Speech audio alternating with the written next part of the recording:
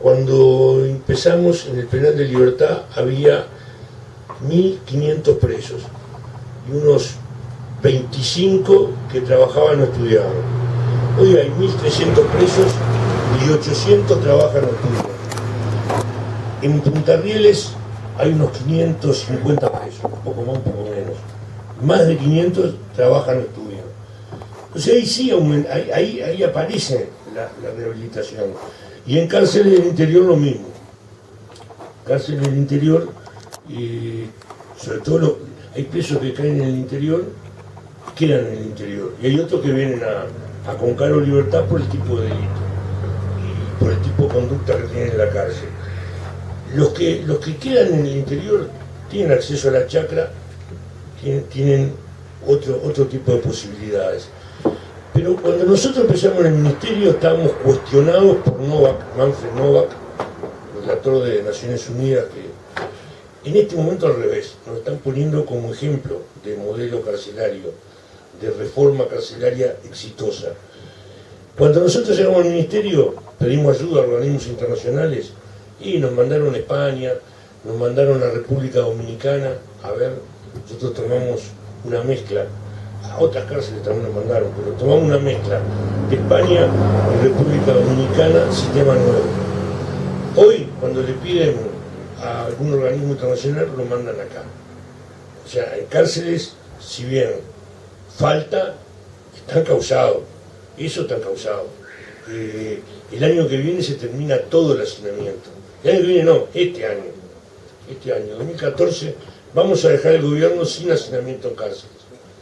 Se han construido 5.000 plazas nuevas, sumadas a las que ya había.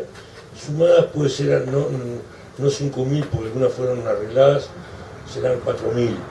Pero eso contiene a la cantidad de presos que hay. Entonces, ahí nosotros estamos conformes con lo que estamos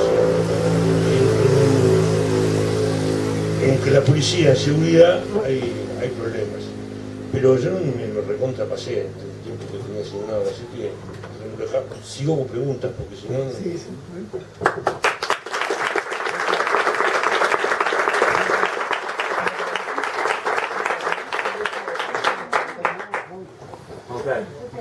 Sí. Sí, tengo a Pía primero, tengo a Mitinaz, a Rosana. Bueno, buenas tardes. Voy a tratar de ser sumamente breve porque el taller, si bien es interesantísimo en sus 3 módulos, se está haciendo tarde y creo que lo más interesante está siendo el espacio de preguntas.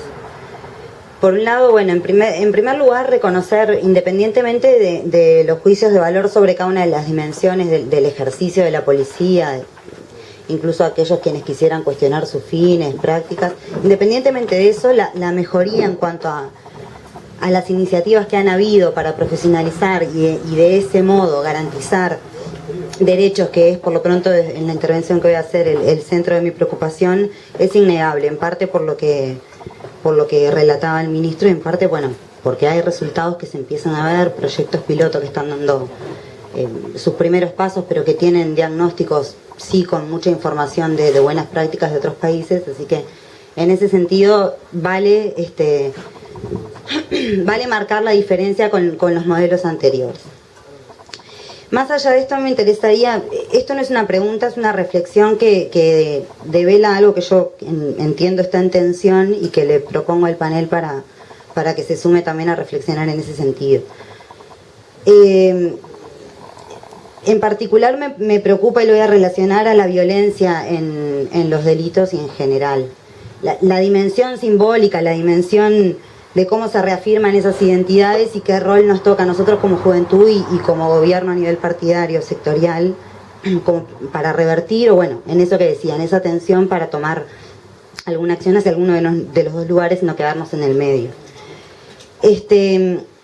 Una cuestión que me parece importante reconocer y que trasciende a las políticas de seguridad, pero que creo que el impacto se ve mayormente ahí, es que la violencia como enclave de los vínculos está más allá en los delitos cometidos a través de acciones violentas. O sea, hay un montón de otras señales y otros mensajes que nosotros damos a determinada comunidad que obviamente se encuentra en detrimento en cuanto a cómo cuestionar esos modos de vida, cómo cuestionar, sin duda, por sus condiciones materiales en algunos casos, y por otras, por sus condiciones materiales también, pero en cuanto al conservadurismo, que, vuelvo a decir, ejemplifican vínculos de violencia que permean en todos los espacios, en todos los planos de la vida cotidiana, lo vemos algunos, otros lo verán en la vida laboral, etcétera, pero que hacen a la sensación de seguridad y a la sensación de cómo vivimos nosotros en comunidad y cómo eso se refleja en las iniciativas políticas que tenemos para mejorar esa vida en comunidad.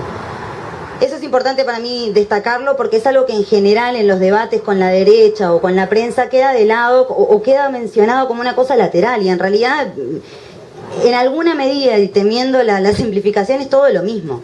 O sea, si tenemos una visión marxista, hay determinados parámetros que podemos englobar y asumir que esa violencia adquiere distintas manifestaciones, cada una por el contexto del que se trate, pero que no deja de ser una violencia que es estructural y que es parte de cómo está organizado este sistema. Entonces, no es una justificación de la violencia particular en los delitos, pero sí es una contextualización. Y con esto, prevenir la violencia, prevenir, o mejor dicho, atacar, sancionar, quizás sea la palabra adecuada, de manera clara y contundente los delitos con clarísimos imposiciones de la violencia, en realidad también se hace dando mensajes en los otros ámbitos de la vida. En segundo lugar, algo que capaz que para nosotros como jóvenes es obvio porque nos identifica, aunque no seamos chorros entre comillas, es que hay claramente una operativa mediática y de los sectores de derecha para hacer de esto, algo que se mencionaba también desde el panel, una sensación térmica bastante más elevada de lo que uno podría encontrar en cifras. La cuestión es que esa sensación está. Y sobre esa sensación también se legisla o también se generan discursos y se generan mensajes. Sin duda, el aporte hacia matizar o tratar de subsanar los efectos que tienen los medios de comunicación, para algunos es más difícil porque somos más chiquitos en relación al poder que ellos manejan, para otros podrá ser una competencia más de pares, pero también está el terreno de las leyes y también están las discusiones sobre ley de medios y sobre un montón de aspectos que ayudarían a tener cierto control sobre algunos mensajes que otros dan claramente con una intencionalidad política y que afectan la subjetividad, ni que hablar. Y sobre eso es que presento esta tensión que encuentro, y es que creo que han habido, además de las iniciativas que se reconocían al principio, iniciativas concretas de políticas de articulación entre políticas sociales y políticas de seguridad en la órbita del Ministerio del Interior, pero que muchas veces los discursos que nosotros mismos a nivel político, me refiero, los discursos políticos que nosotros desde el gobierno damos, son contradictorios con esas iniciativas o por lo menos entran en conflicto.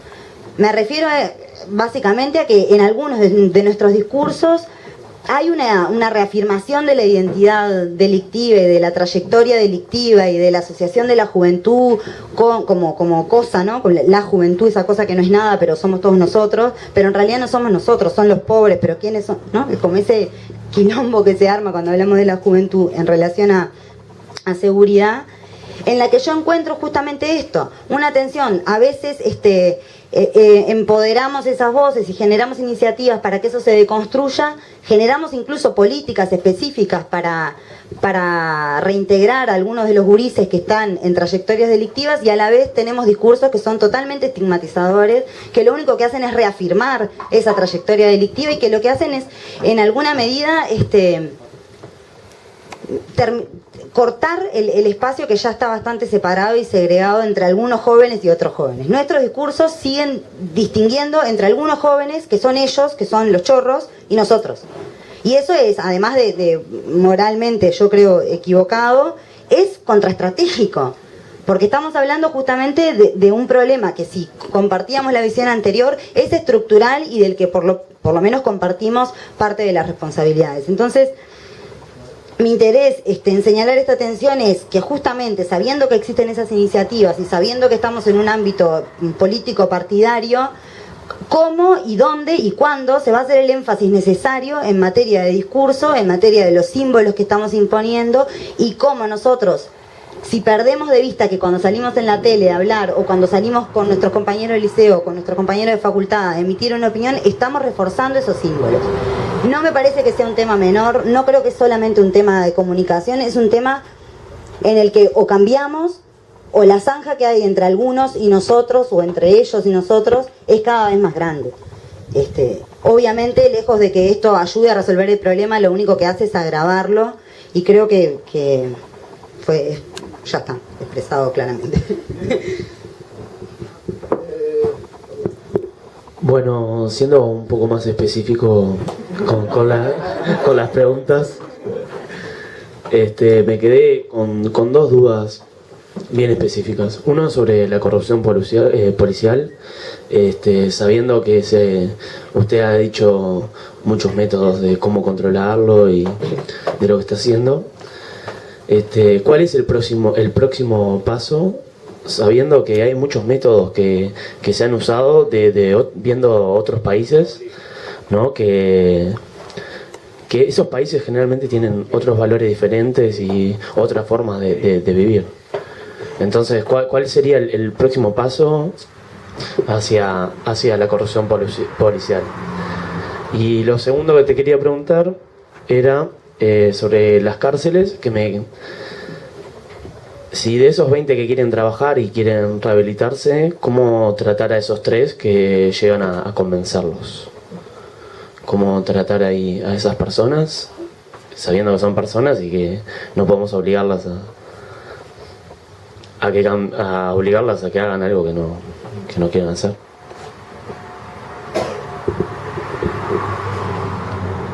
No, perdona la juventud, en realidad que he opinado o preguntado en todos los temas, pero bueno. Tengo un tema con la formación del cuerpo policial, ¿no? Hoy Bonomi hablaba del tema de la policía comunitaria en general, ¿no? Yo creo que es una iniciativa que es muy buena.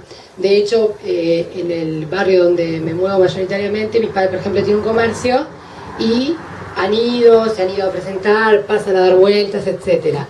Pero en el mismo barrio, trabajo en un liceo, y la misma policía comunitaria que va y hace un papel que es notable, que se ve, también cuando hay alguna cuestión sospechosa con los chiquilines o algún disturbio X, van en una actitud de son jóvenes, ¿no? en ese tono que hablaba un poco Pía, ¿no? Y entonces nosotros nos podemos de alguna manera obligar a los jóvenes o hacerle entender a todos los jóvenes cuál debería ser el trato, porque es verdad que nosotros en general le tenemos como un tema ¿no? que no nos gusta mucho el tema de la presencia policial, ¿no? Pero vos no podés decirle, o intentar explicarle a la gente cómo tiene que reaccionar la gente ante la policía, pero sí la policía debería saber cómo reaccionar ante los jóvenes, ¿no? Entonces muchas veces el mismo cuerpo que está pensado para hacer algo más pacífico, más preventivo, etcétera, es el que reacciona brutalmente. Yo vi en este año 3 veces como la policía comunitaria se metía con alumnos de manera brutal, cuando en realidad nada, ¿no? De repente no estaban solo en una esquina, e incluso con uniforme del liceo, con la mar en coche. Entonces ahí tiene que haber una formación específica de los policías para saber también entrar a los jóvenes y saber hacer tipos de inspecciones o esas rutinas que te piden cédulas, etcétera, etcétera. Y en el mismo sentido de la formación policial también yo pienso en el tema de las cárceles, ¿no? Nosotros hemos hecho algo para que la gente que trabaja, los policías que trabajan en la cárcel, tengan una formación específica cómo tratar, porque no es cualquier policía puede tratar, desde mi punto de vista, ¿no? Con ciertos tipos de delincuencia, pero en realidad a veces son patologías, etcétera, etcétera, y nos falta como una formación específica para esa gente que está trabajando ahí. Sé que lo hemos hablado muchas veces, no sé si se ha hecho algo en concreto para empezar a mejorar eso. Yo voy a hacer una preguntita también. Lo mío con el fútbol. La otra vuelta me comí el choclo de mi vida cuando fui a ver la final de Defensor con Peñarol, que son 2 cuadros que están... claro, son los 2 cuadros que están lo más alejados de mi simpatía futbolística, ¿no? pero fui porque mi señora de tuerta me pidió que la acompañe porque no quería ir sola porque le daba miedo. Y fui. Todavía fui a la América, ¿no? la tribuna Defensor fui. Y fui. Digo, no era un partido que me interesara. Cuando iban 2-0, 2-1, creo que iba ganando Peñarol, un tremendo baile. Sí, Borja. Tremendo baile y Rosana, vámonos, dice. Le digo, no, pará, justo ahora está bueno el partido, déjame quedarme. Claro, termino de decir eso, un cascotazo así al lado mío. Y yo que había pagado, ¿cuánto? 350 pesos para ir a un partido de dos cuadros que no me interesaban, la verdad. A mí, o sea, me sentí estafado. Es como ir a la de la reta, ¿no? Y que se te caiga un pedazo si lo raso, yo qué sé. Me pareció tremendo. Y pasa, y sigue pasando, y bueno, la policía mete. Y ahora resulta que también se avivaron de que cuando hay clásico no quedan policías en Montevideo, entonces van y hacen por otro lado, qué sé yo. O sea, me indigna, me parece espantoso, y me parece que es más fácil que reeducar un preso que está ahí por, yo qué sé, narcotráfico, de trata de blancas de México. Me parece que es bastante más fácil. Digo, no sé, por ahí se me cruzan un poco las ideas, porque cuando yo planteé el tema de cárceles, porque también en una brecha hace poco salió una contratapa que hablaba de los dos modelos alternativos, ¿no? El meter en la cárcel a un tipo como castigo, o meter en una cárcel a un tipo para reeducarlo y para presentarlo pero sin duda, que en esos casos yo agarraría, no sé, yo qué sé, un partido, vamos a decir nacional, para que no quede que es una cosa. Además yo sé que el ministro es hincha de Peñarol, pero... No, la mujer. Yo soy de Wander. Bueno. Vamos a suponer un partido Wander River, ¿no? Y que si viene, si pasa un escenario de eso, mandás en cara al presidente, o del presidente del club, o algo, además que pague, ¿no? Por supuesto. Bueno, pero ¿cómo que no se puede? Es cuestión de levantar las manos nomás. Seguro. No sé, por ahí me parece que, digo, yo no digo de reeducar a los 3-4 violentos que están ahí metidos, que sí, estaría bueno también, digo, por lo menos para largo plazo. Pero sí que por ahí podría haber una cosita un poquito más restrictiva. Me parece que desaté una bola de preguntas, porque...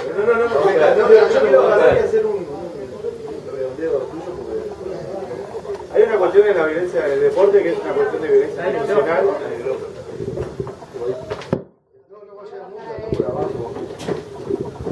No, le decía que hay una cuestión en la violencia del deporte que es un tema de violencia institucional entre los cuadros grandes, particularmente, que está bastante salado, ¿no? Esta cuestión de yo vivo cerca del Palacio Peñarol, todos los días un grafiti nuevo, cuando cumplieron 121, 122, venían los cosos de Nacional haciendo propaganda de que no habían cumplido 100 años, o sea, se están dando una rosca súper interesante, la gallina, todo lo demás. ¿Qué tal? O sea, uno mira y yo sinceramente lo miro y digo, qué boludo, jaja, pero en realidad hay un discurso por detrás que está metiendo una manija bárbara y que no sé hasta dónde se está trabajando para tratar de evitar la violencia a ese nivel, ¿no? Porque básicamente hay que darle un tate quieto a Damián y H, que son bastante boludos los dos, y de verse en ese sentido cómo se está trabajando, porque la verdad que es una vergüenza.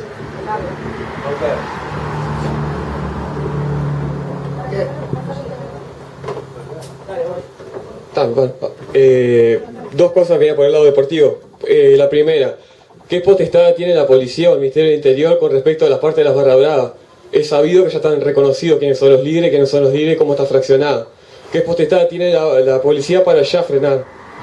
Y no esperar que venga un clásico y haya un lío y ahí salgamos todos con la moral para reflexionar, sino que ya sabemos. Yo pertenezco a las peñas oficiales de Peñarol y ya sé quiénes son los que están a la vuelta. Ya he sabido que el ministerio tiene reuniones con los presidentes.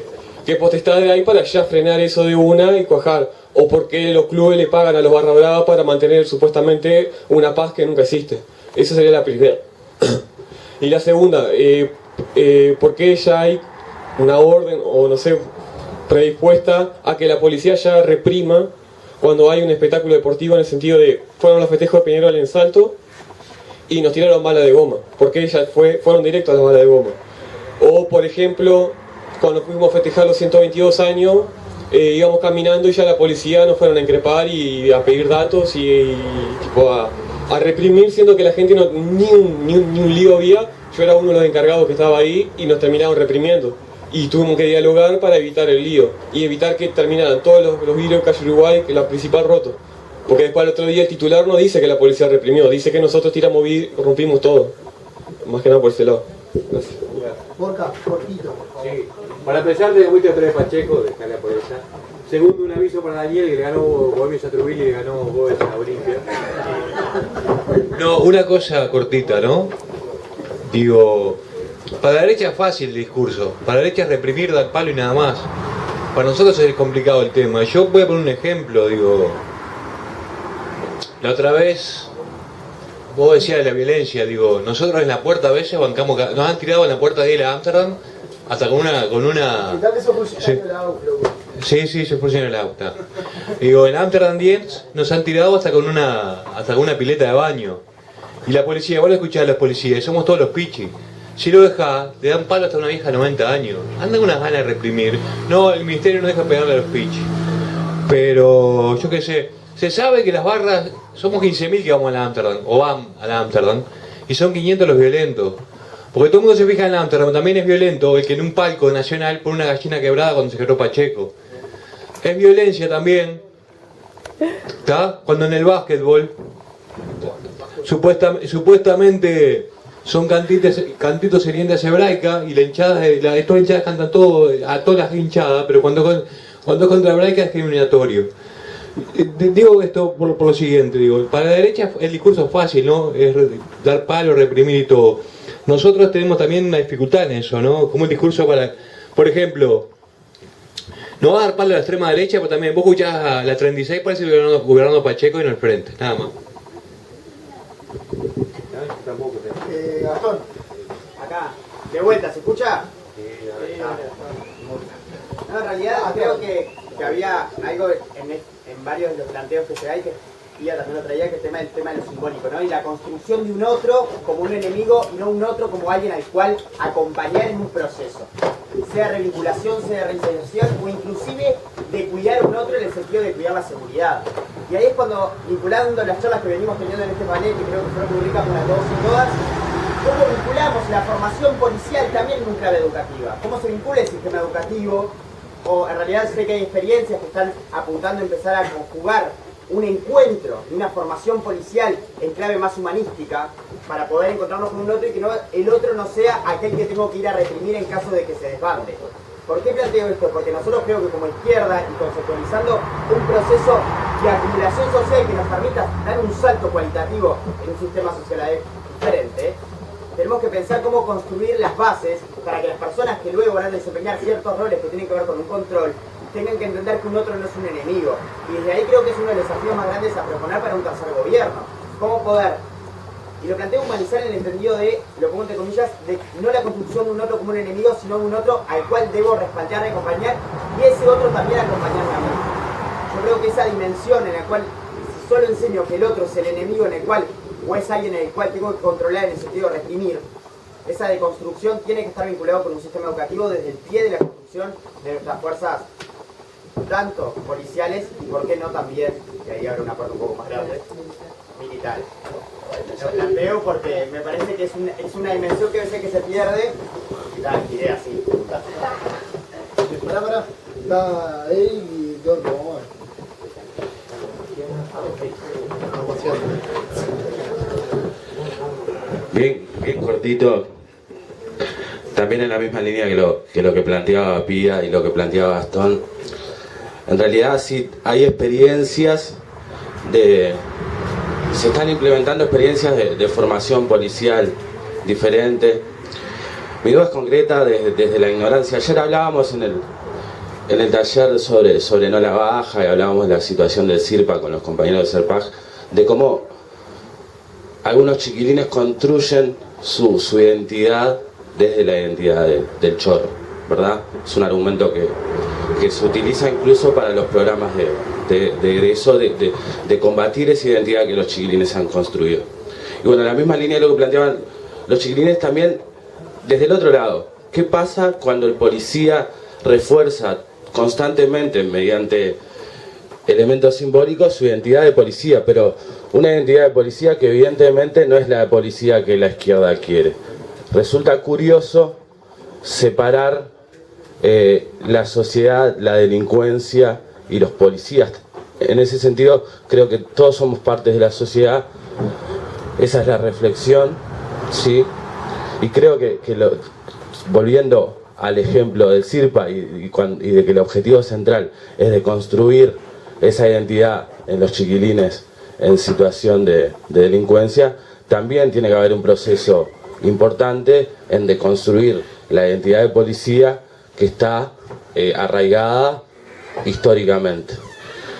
A lo concreto, hay experiencias de formación para los policías que ingresan. Se pueden implementar, se están haciendo talleres para aquellos funcionarios policiales que ya forman parte del cuerpo policial. Esa es la pregunta. Gracias.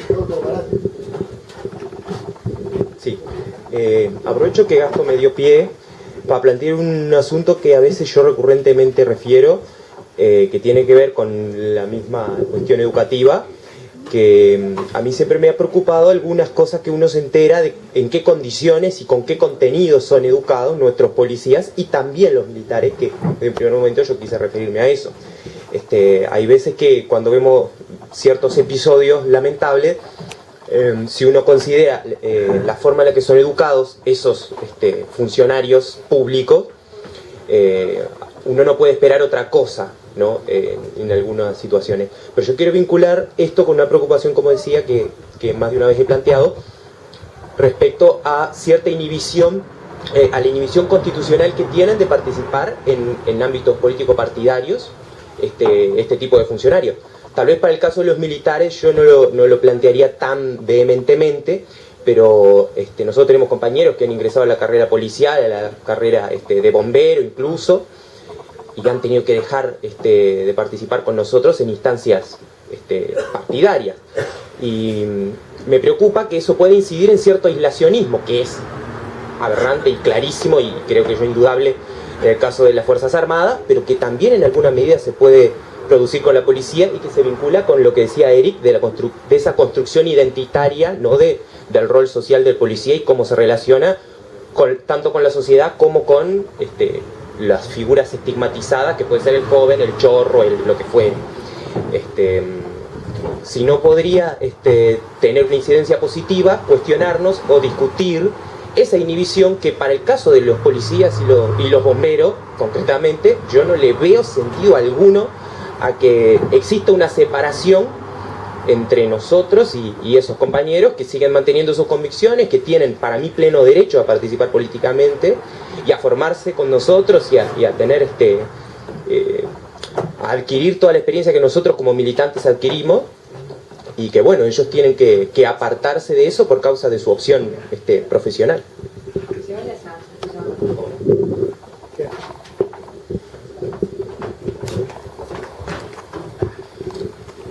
Son un montón, pero voy a empezar por la última. Es constitucional eso, entonces no es que uno pueda decirle, bueno, hacer política. Está inhibido constitucionalmente hacerlo. Y después la ley orgánica actual recoge eso, pero viene de ahí. Yo hoy no dije que nosotros tenemos presentado una ley orgánica policial en el Parlamento, que el Frente Amplio en general la considera fácilmente aprobable, porque justamente cambia lo de la seguridad del Estado, habla de la seguridad de los habitantes, no maneja el orden público y hace otras consideraciones, pero no es la ley orgánica la que establece, es la Constitución. Después, yo creo que la primera pregunta, que no fue una pregunta, fue una reflexión, ¿no? Pero yo creo que existe la tensión entre política de seguridad y sensación, y también creo que existe lo de que nuestros discursos muchas veces